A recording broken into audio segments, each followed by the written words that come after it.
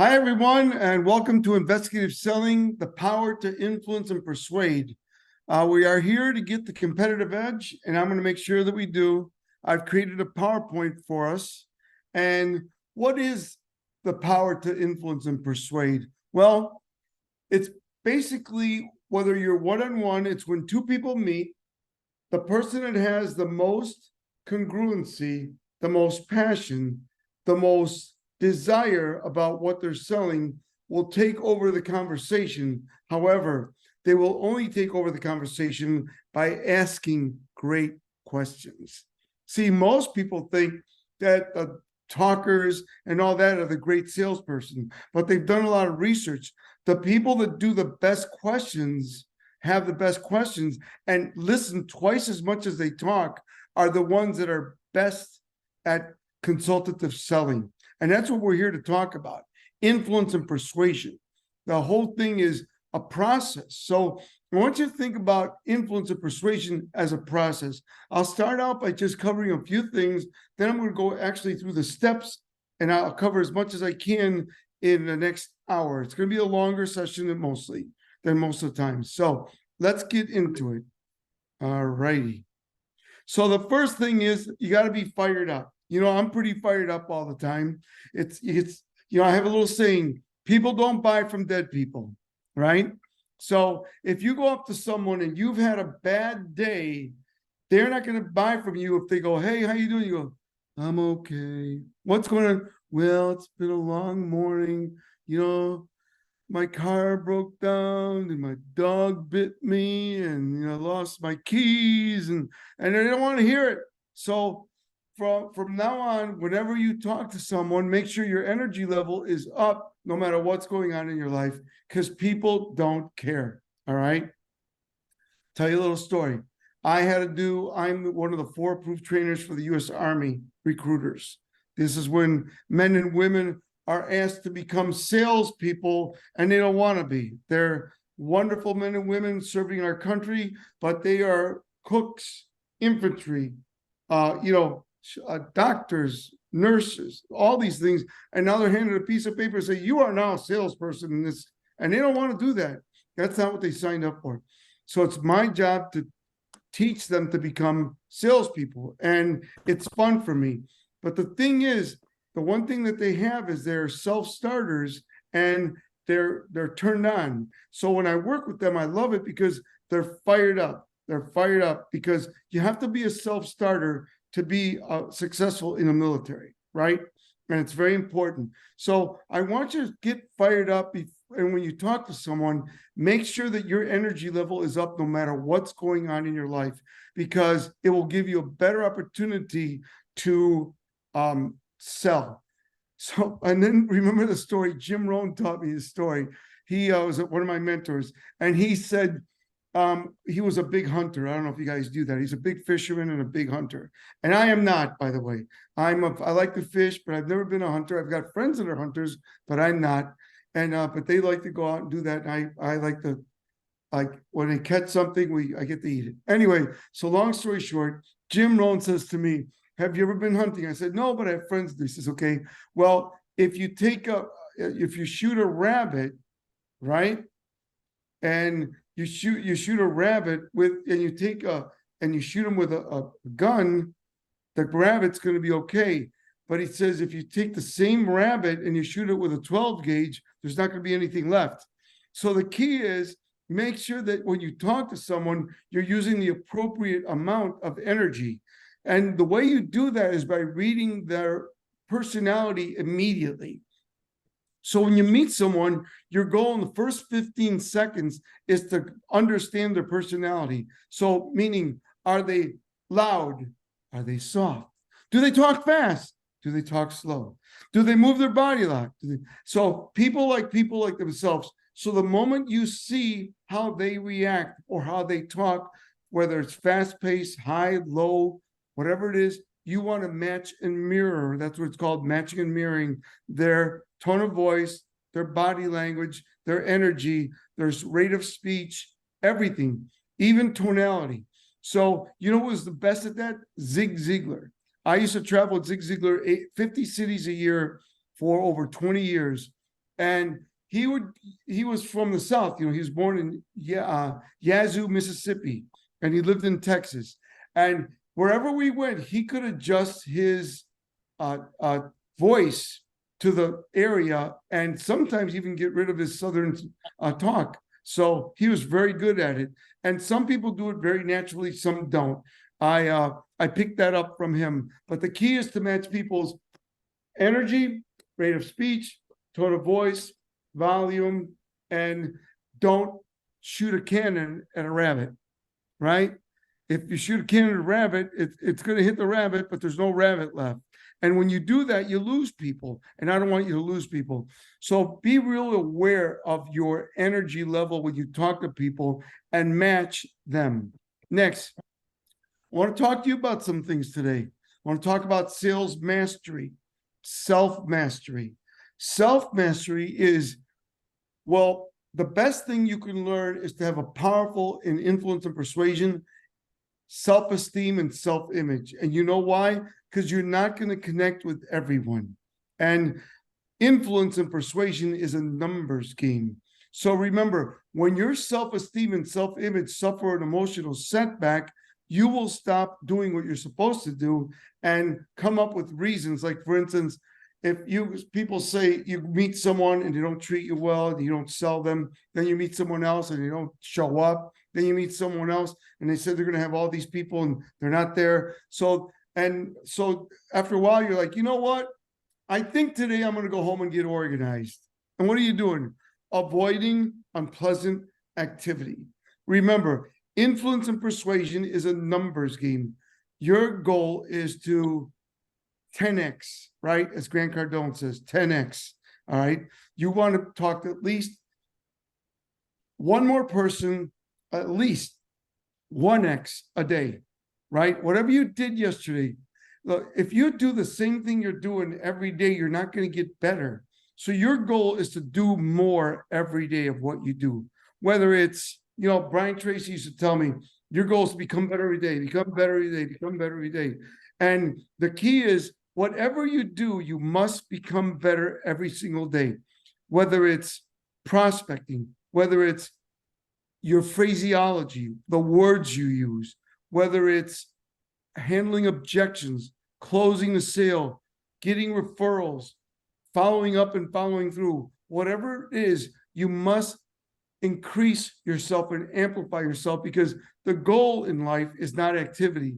The goal in life is results.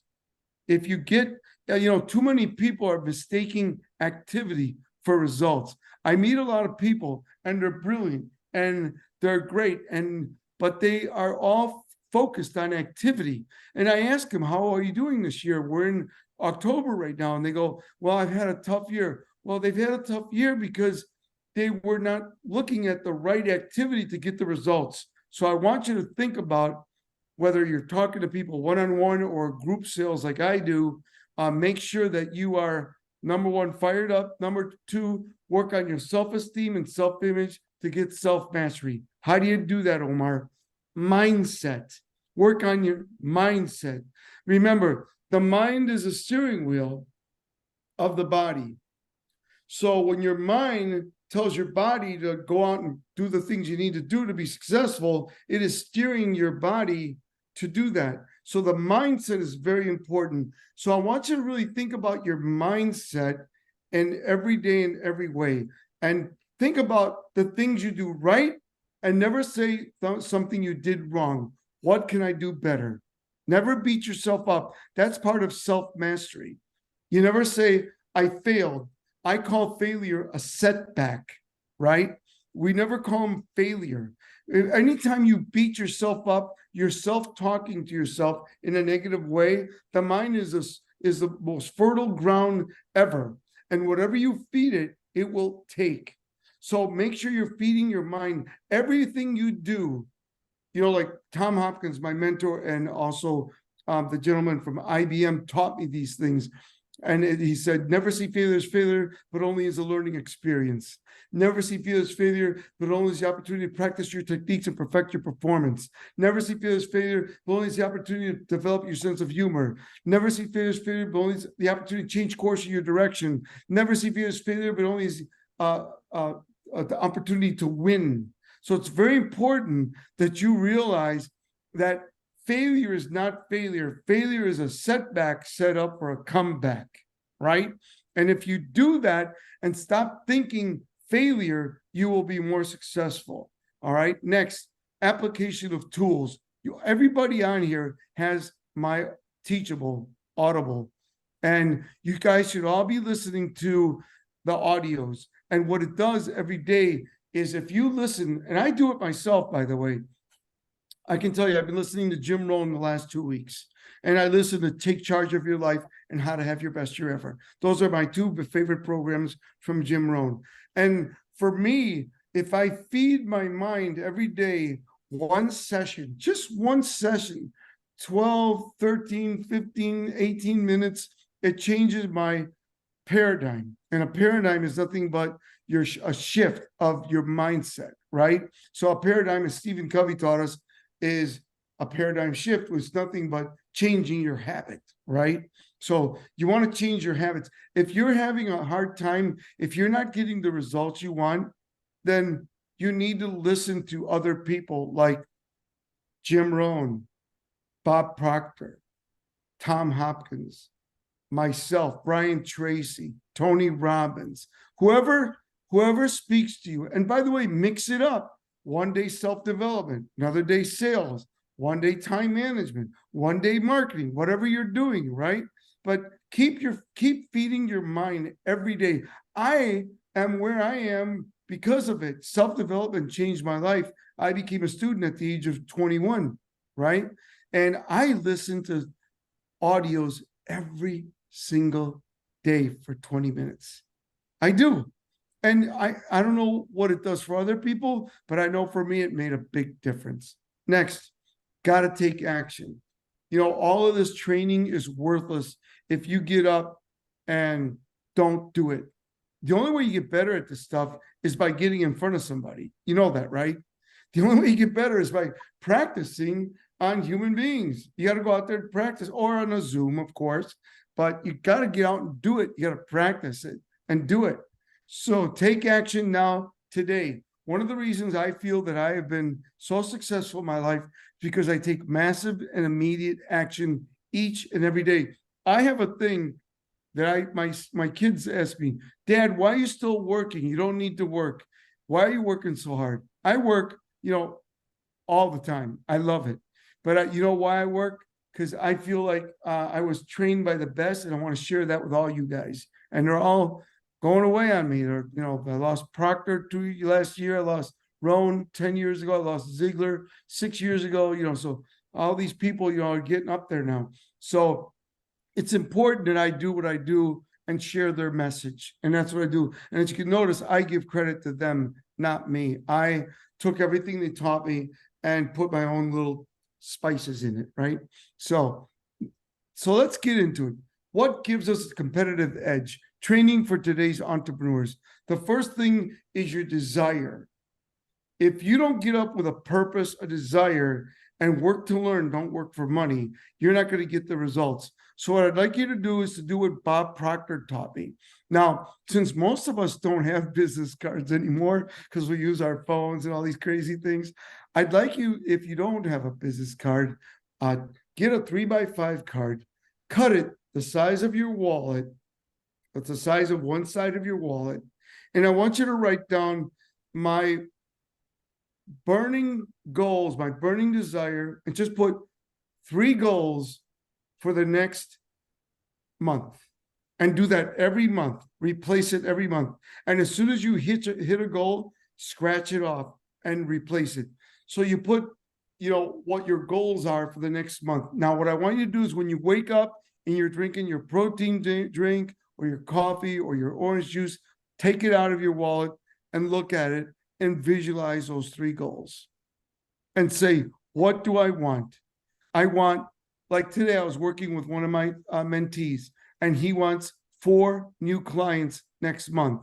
So I said, okay, great. If you want 4 new clients next month, we have to do something different than you did this month. So what are you going to do to achieve those 4 new clients? So I asked him to go out and take pictures of, or take out of a magazine or the computer, 4 pictures of the types of clients he'd like to get, and put it on a monthly storyboard, not a yearly storyboard, a monthly storyboard. And then the next goal, what was the next goal? Well, whatever it may be. I'll tell you my first 3 goals when I started making money. Number 1, to get my own apartment. I was sick of having roommates. I had roommates all through college, all through when I was struggling, and I wanted to just have my own apartment. Number 2, have a car that had air conditioner. Because in California, you guys you may not know, but in the summers it gets hot there, and all that. So, and number 3 was to go out to dinner at a nice place once a week, because I was eating tuna out of cans, and I hated that. So those are my 3 goals, and I put them in my. Then I had a little business card, and I put them there. But if you don't put your top 3 goals, look at them in the morning, look at them at lunch, and look at them at night before you go to sleep. And I want you to visualize yourself owning those 3 goals at the end of 30 days, and tell yourself, what do I need to do to make that happen? And whatever you need to do to make that happen, you've got to make that happen. Meaning you've got to push yourself, because if you don't change, nothing will change for you. So you've got to push yourself and be ready for that. So desire and a willingness to act. Desire and a willingness to act.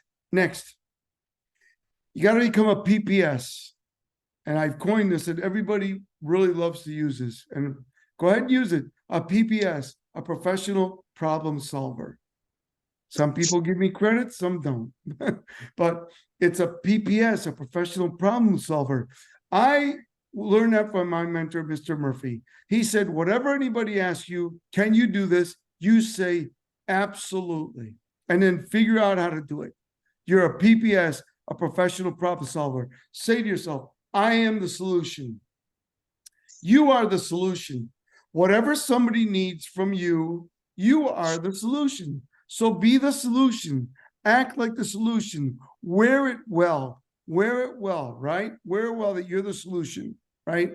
So next, the power to influence and persuade. Investigative selling. So we're going to talk a little bit about investigative selling. The first thing you need to do to influence and persuade people is to pre-plan and prepare. I believe in time blocking. And for me, give you an example, my people at my health clubs had to make 100 phone calls a day.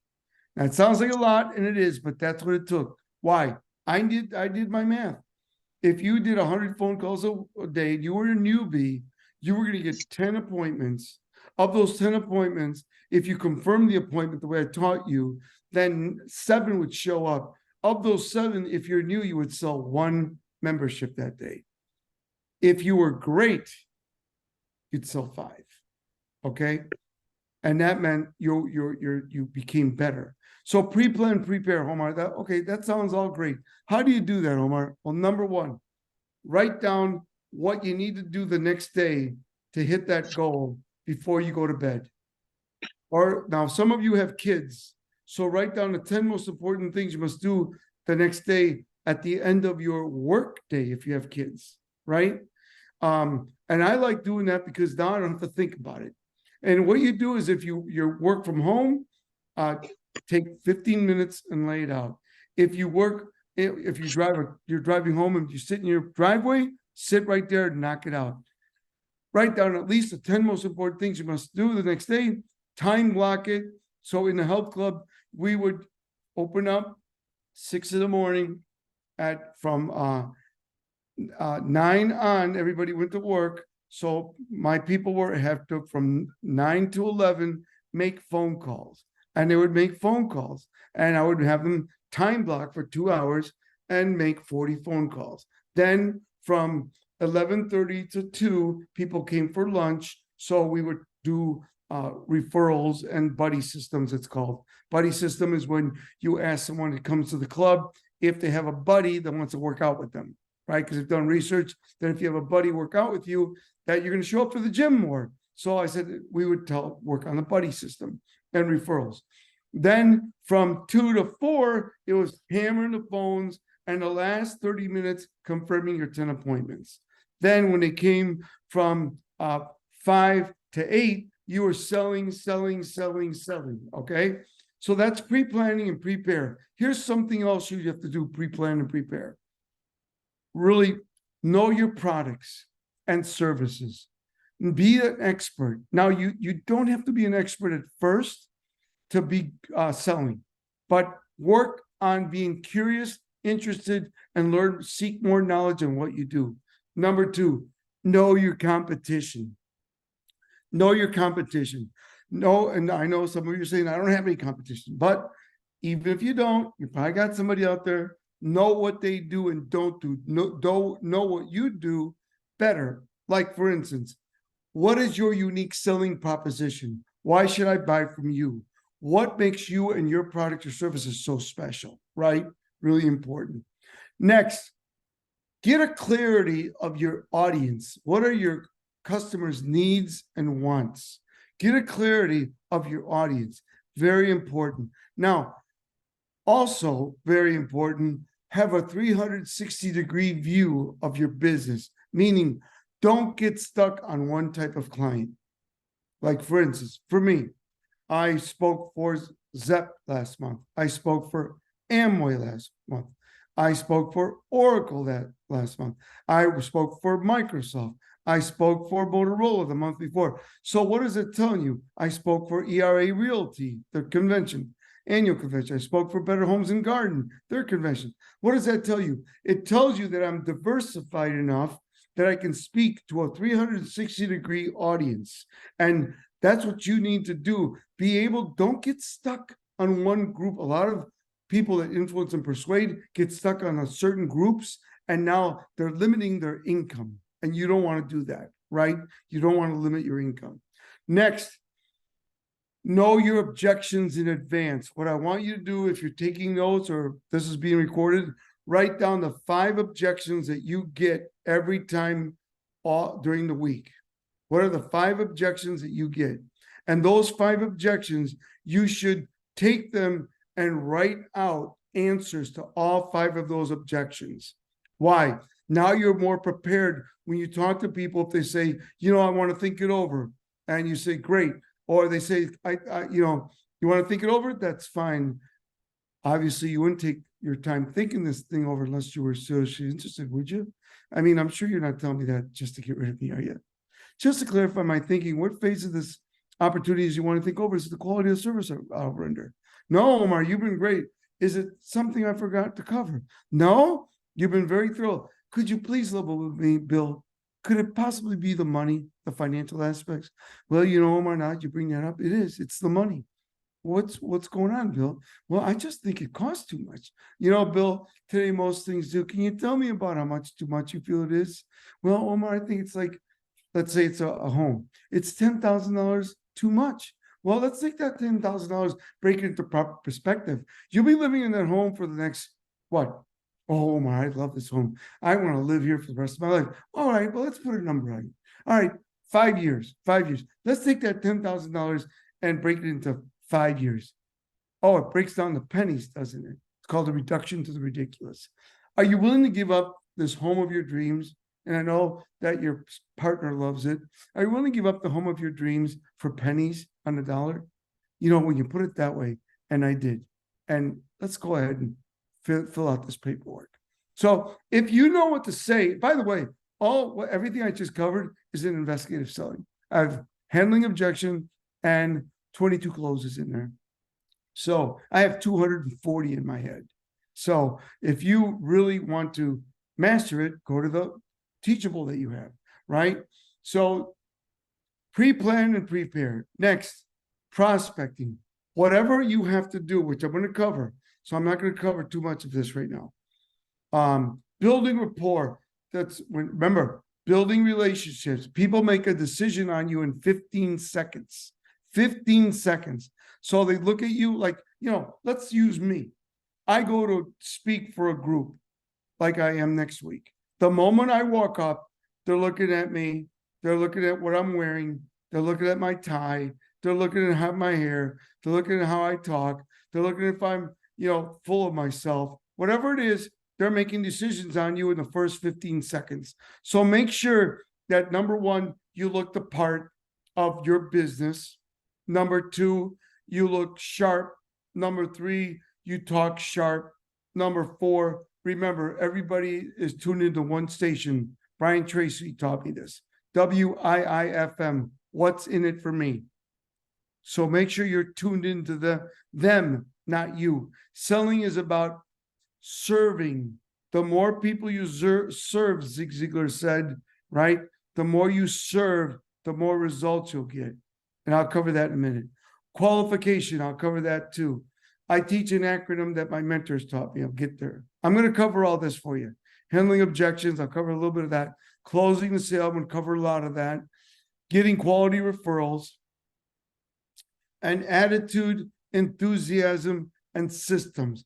Attitude, got to keep your attitude. Life will give you lemons. We have to turn it into lemonades, right?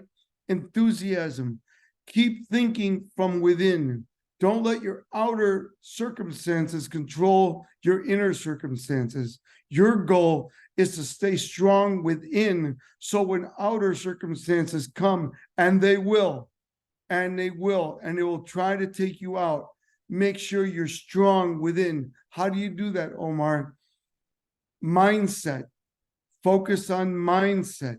Focus on mindset. Listen, if you don't have it, listen to me. I'm sure you have it. Get motivated. My materials, From Zero to Wealth, right? How to Have Your Best Year Ever DVD. You have a link to that. Whatever it is, listen to Jim Rohn, and listen to Tony Robbins. Listen to whoever turns you on, but listen to something. Next, prospecting builds your business. No matter what you do, prospecting is the master key to your success. So let's talk about the major ways of prospecting. Number one, marketing. Getting your market yourself. Get out there, pick up leads, get leads, market, branding, that kind of stuff. Number two, face-to-face. Get out there, talk to people. The pandemic has ruined us. A lot of people don't leave their computer, and I get it. Look, I have a nice shirt on right now, but I dressed up for you guys. And when I speak, I put a suit on. Most people, want to sit in their shorts and t-shirts at home. I get it. However, selling is a human, unless you're in something that's, online, selling is a human enterprise. You got to get in front of people. Number three, telephone skills. The phone is a great way to sell. It saves you so much time. Use the phone to save time and money. Next, referrals. They've done research. Referrals is the best way to get people. They've done research that people will buy from you 40 to 60 times more if it's from a referral. So get those referrals. And then social networking. Get out there and social network. Social network. Very important that you social network, right? All right, let's get into it. Look at everyone as a prospect, or at least someone who may know of a prospect. So if they don't buy from you, ask them if they have someone that will, okay? So creating a funnel, whatever you do. So I just put like telephone, face-to-face referrals. Obviously, this would be someone like a real estate agent, right? This would be someone like a mortgage broker. This would be someone that goes out and talks to people, right? Very important, right? The sales process. Make sure you master the sales process, right?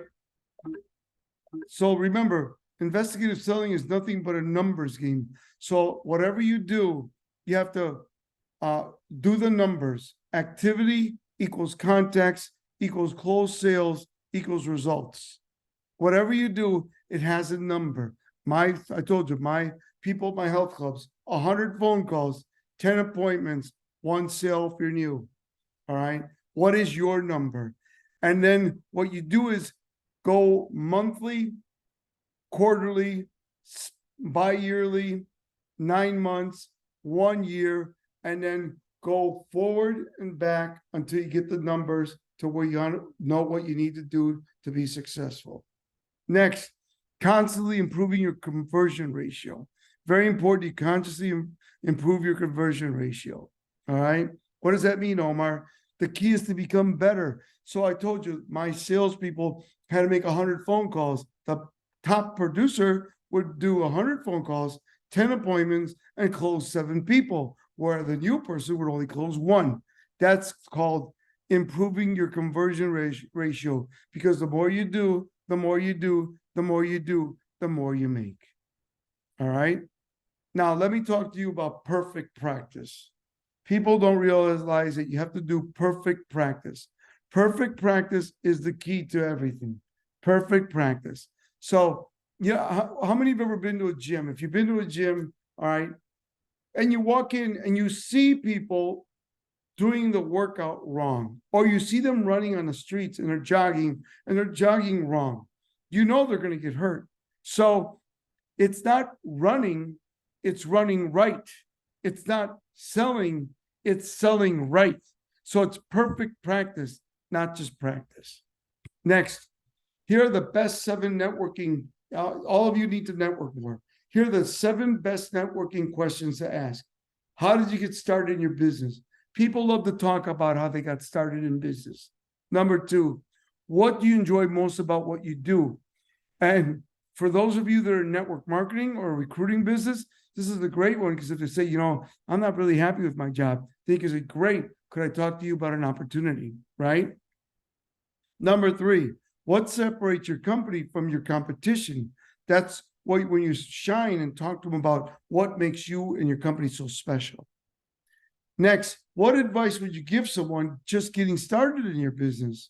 And that's a great one. And a lot of the people that are really great at what they do love to help out.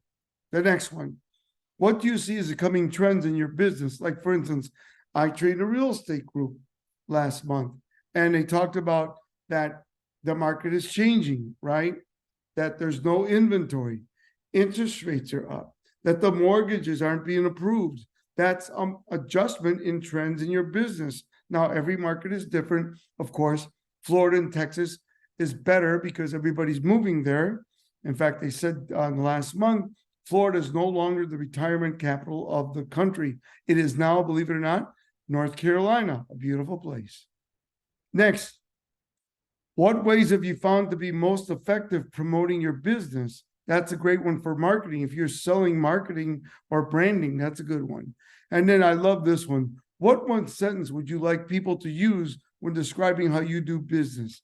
I went to I spoke in a networking group, and the person came up to me and I said, I'm curious, what makes you so different? She goes, well, I'm the attorney who cares. I go, really? And that was her catch. So there you go. So you also need to create a funnel. You have to create a fundamentally sound presentation for closing. Here's the flow of a great presentation. A great presentation goes like this. Number 1, you have to, once you're in the door or in front of them on a Zoom or on the phone, you got to build rapport. Build rapport. How do you do that, Omar? Well, got to connect and become their best friend in the first 15 seconds. How do you do that, Omar? You have to fully associate with them and show that you care about them. How do you do that, Omar? By asking great questions. That's how you do that. Okay? Remember, the customer's interest comes first. And the way you do that is by giving sincere compliments backed up by your, like, for instance, you walk in, let's say you walk into an office and they have pictures of themselves with their kids doing sports, and you see it's baseball. You say, oh, I see you're involved in baseball. Yes, my daughter is really into baseball. She loves baseball. Great. What do she like most about it? See, so you drive it. You drive the compliment. then be all ears. Be all ears, right? Be hungry to hear what they need and want. Be all ears. That's how you find out what they want and need, right? Uh, Wants, needs, timeframes, budgets, delivery, whatever it is that you do. Next, create an interest statement. You know, Bill, there's a reason why my company is number one, or there's a reason why your three competitors are using my products and services. It's because we've shown that we have dot, dot, dot, dot, dot. That's called an interest statement. Got to get them interested in what you do, right? Number three, gather the data. Now, I promised you earlier I would teach you this. So what I was taught by my mentor is the acronym needs. And take the acronym needs, and instead of spelling it NEEDES, I want you to spell it NEADS. So acronym needs, listen up. Ready? Listen up. Are you with me? All right. All right. If you're alone, poke yourself. Wake up. All right. So what are the acronym needs? First, what do they have now? What do they have now? What do they have now? Right? So what are you using now? Well, let's use something that I don't have anybody on this call. Let's say you're selling SUVs, automobiles. If the person drives in with an SUV, they'll probably buy another SUV. Past predicts future, unless they've had a little divorce and they want the sports car, right? So they drive in. What do you have now? Well, I'm driving an SUV. Okay. What do you like about the SUV? Well, it has a lot of room. I have 3 kids. Great. That's the E. What do you enjoy about the SUV? The A would be, what would you like to alter or change about the SUV? Well, it eats up a lot of gas. So I'd like to have something more economical and that it's more efficient. Great. And let me ask you the D. The D is, other than yourself, who is involved in making the final decision? So the N is now, the E is enjoy, the A is appreciate, alter, right? Would you like to alter? So the N is now, the E is what do you enjoy? The A is what would you like to alter or improve? And the D is, are you the decision maker? And the S is, we are PPSs, we come up with the decision. Got it? And that's how you gather data and information. Next, benefits, features, results. Make sure your presentation is talking about the benefits, features, and the results that they will receive from buying your products or services. Next, cover all the details, monies, timeframes, budgets, anything that you've got. And then you're ready for a test close. Omar, what's a test close? A test close is testing the temperature. Where are they now? Are they 30% ready to buy, 40% ready to buy, 60% ready to buy? Whatever it is, you need to find out where they are. Okay? Great. Now, I'm going to give you 7 steps. Why don't people do everything we've been talking about? Why don't they do what we just talked about? Let me give you 7 steps to fight negative influences. Number 1, expect rejection. If you expect it, you won't get so deflated when you get it. Expect rejection. Get the U out of failure. Learn to fail forward faster.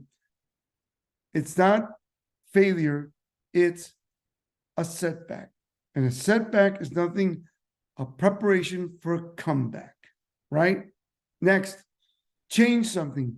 If something's not working, don't keep doing it. Change it. Try something new. Number 3, invest in yourself. Listen to, watch, and read motivational learning materials or music that gets your juices flowing, right? Read, listen to music, listen to audios, whatever it takes for you to stay pumped up. Next, talk to positive people. Hang around eagles. Hang around self-minded people. Hang around people that inspire you. Hang around people that lift you. Hang around people that are like-minded. Hang around eagles. Don't hang around people that are not like that. Eagles soar, okay? Other people don't. Be part of the Eagles group. Be part of the 5%. Don't be part of the 95%. Read what the 5% read. Listen to what the 5% listen to.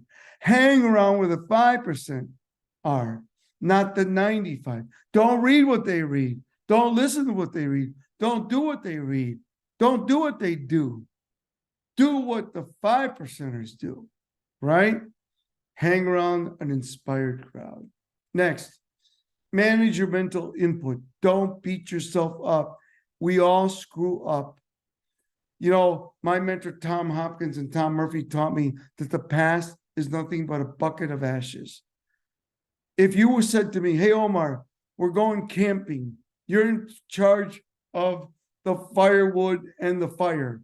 And I show up with 2 buckets of ashes. What would you say to me? Omar, what are you doing? We can't start a fire with those ashes. Some of you are walking around with buckets of ashes. Forget the past. Learn from it. Focus on the present and the future. When you focus on the past, you relive all the stuff that slowed you down and you've done wrong or you failed at. When you focus on the present and learn my materials and focus on the present and the future, you're looking at today and tomorrow, not the past. Whatever you've done, lost money, fought with someone, whatever it is, let it go. It's not going to help you. And then don't go find other people that have the same story you do, you know, because then we're looking for other people that are, they go, oh, pobrecito. And what are they saying? Oh, me too, pobrecito. And now you're hanging around people that got a bunch of baggage and they don't want to move forward either. So do me a favor, focus on the present and focus on the future. The past is nothing but a bucket of ashes. You can't change it, but you can learn from it. But don't live it. You know, when you wake up and you start thinking about that crap, don't do it, because when you do that, you become a crap magnet, right? So this is the very important message I'm giving you. Whatever has happened to you, you've lost money, you've lost a job, I lost my best friend, my spouse, right? Whatever it is, don't beat yourself up about it. Shit happens. You got to learn from it, move in the present and the future. And when the past comes to you, deal with it as quickly as possible so you can move on. Deal with it as quickly as possible. Or just move away from it, right? But deal with it as quick as possible and move on. Next, be careful what you eat. You want to be an entrepreneur? You've got to eat right. You know, got to eat right. If Jim Rohn used to say, treat your body like a temple, not a woodshed. Most people feed their pet better food than they feed themselves. I got a buddy of mine. The guy weighs, 280 pounds. He doesn't take care of himself at all. And he buys his dog the best food. It comes shipped every month for his dog. And the dog eats better than he does. In fact, he should probably eat the dog food and he'd be healthier. But treat your body like a temple, not a woodshed. Takes energy to succeed. And move your body. Move your body. I don't care if you just go for a walk. Move your body, whatever it takes. All right, those are my 7 influences. Now, I'm going to give you 10 tips to close people better. I told you the power to influence and persuade. Here are my 10 tips to close people. Assume the moment you walk in, assume they're going to buy. Assume they're going to buy. I have one client that I train. He's a top producer in his company. He believes every time he meets someone, and it's crazy, but this is what he believes, that his money is in that person's pocket. And he believes that his money's in that person's pocket. And he believes that if he doesn't sell them, that they're going to buy from someone who has inferior products, inferior service, and will not service them the way they need to be serviced. So I don't know about the first part, but the second part sounds pretty good to me. That you have the best product and services, and if they don't buy from you, that they won't be served by you the best, right? Number 2, build a sale with minor agreements. Make it easier for the prospect to say yes than no. Take a look at your phrases, your statements in your presentation that slow down the buying process, okay? Anything that record yourself and look at yourself and say, what could I do to improve my presentation? Make sure that everything you're doing creates yes momentum. Number 3, don't get off the subject when you're closing people. Too many of us get nervous and then we lose a sale because we start talking about something else because we got nervous and they cool off. And so I want you to use statements like, let's go ahead with this. Let's set it up this way, and get your paperwork out and start filling it out. Next, back up your solutions with good reasons for buying. Keep involving the customers and with your recommendations, filling their needs. Return to the points of their interests. Remember, it's about them, not about you. You are there to fill a need. Remember the pain-pleasure principle. The pain, open up the wound, the pain, and then give them the pleasure by backing up your solutions, your product, services, and yourself. Then to clinch the sale, make sure you get like testimonial letters, usage figures, case histories, proof stories, your story, third-party stories, all of that. Next, be alert for closing signals, such as statements, questions by the prospect. You walk in, they're in a hurry. Now they slow down. Hey, Omar, and they ask you questions. That's a buying sign, right? A change of tone of voice, body language. They're asking questions about the product or service. That's a buying sign. Next, don't oversell. It's almost as easy to talk yourself out of a sale than it is. Sometimes you just got to be quiet and let them talk. And I have a little saying in my audios and in my books. People will tell you how they want to be sold. All you got to do is listen. People will tell you how they want to be sold. All you got to do is listen. And then last but not least, in any selling endeavor, price enters in 95%. It's about the price. Overcome the price objection, prove the price is right, and you'll close more sales. Here's another one. Be persistent in a tactful way. My salespeople, remember, it's 5 no's to get the final yes. So add one more objection, go after it, handle it, and close them. And then simple and obvious, don't forget to ask for the order every single time. All right? Now, what I'd like to do is I'm looking for one person to mentor, just one. I have one space right now, one space. I only like to do about a dozen people, but I have one space right now. So one space, I have 11. So I'm looking for a 12th person. I'm asking you, is this your year this year? Are you wanting wealth in your life? I hope you said yes. Will you invest time to become wealthy? This is not, here's some money, Omar, make me rich. No, you got to do some work.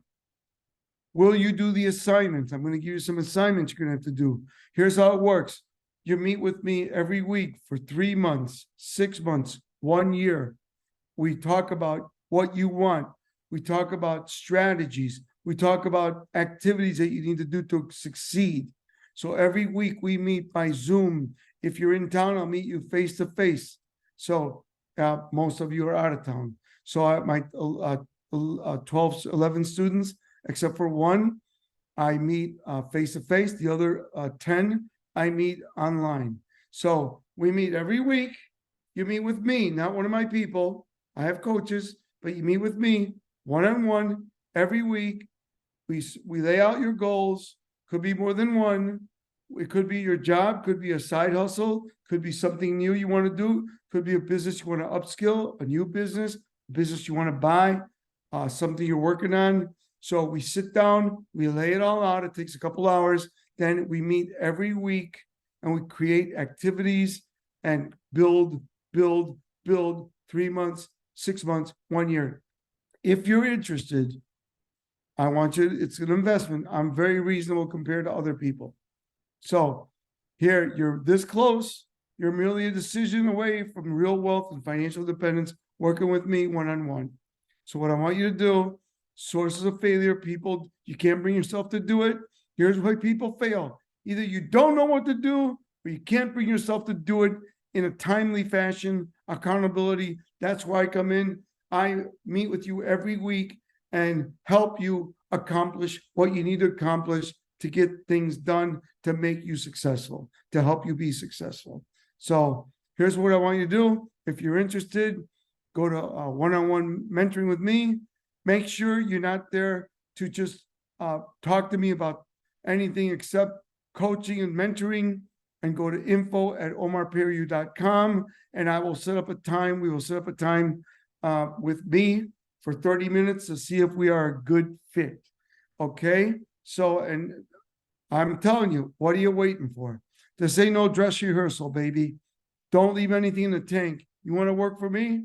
Go here and sign up for a one-on-one with me. I'm only taking one person. I had 3 last month and I picked up 2 more people.